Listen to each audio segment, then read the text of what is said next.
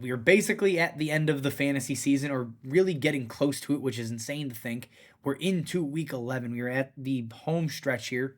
But for Dynasty, there are still a lot of ways you can either improve your roster or make sure you don't make your team worse. So let's talk about 5 mistakes to avoid heading down the stretch of the Dynasty season. The first one, I think the most important one, do not make a win now trade if you are not competitive. Don't go trade for veterans that are 29, 30 years old. Don't go trade for Keenan Allen. Don't go trade for running backs that are on their second contract, because we see this year to year. How quickly do players just fall off a cliff, especially at the running back position? Don't go lock up win now running backs when you're not competing for a title this year, because you don't know what's going to happen next season. They could even get hurt to end this year, and then you've lost all of your value. If you're not a win now team, you should look at like Bijan Robinson, Breece Hall, maybe Travis Etienne, Jahmyr Gibbs. That's about the line. Everybody else should not be on your radar.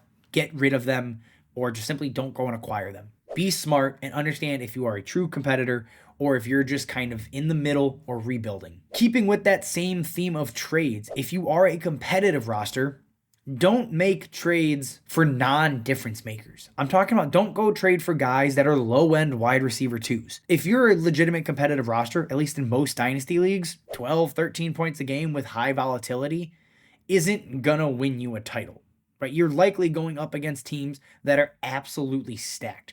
If that's the case, go target elite veterans like a Stephon Diggs, a Keenan Allen, right? Those types of names are significantly more interesting than a younger asset like, say, Jacoby Myers. I like Jacoby Myers a lot.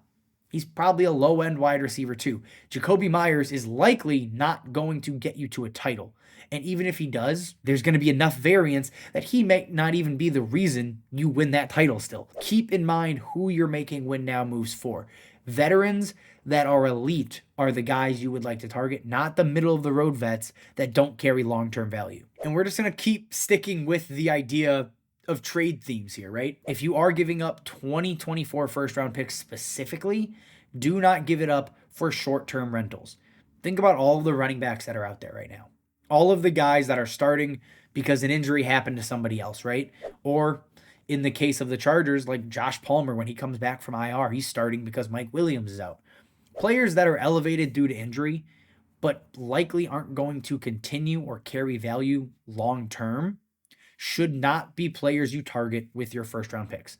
Your first round picks need to be treated like gold because they're only going to increase in value. I'm only trading them away for players that I know are going to potentially win me a title and also carry long-term value. We just talked about Keenan Allen. We just talked about Stephon Diggs, CMC. All of these players aren't likely to fall off a cliff. So you're getting some prolonged value with them. That's why they could be or should be worth a first rounder. And our last trade-based mistake to avoid here is don't give up productive players for later picks. If you're a rebuilding or middle of the road roster that's looking to compete next year, don't give up a guy like, say, Christian Kirk.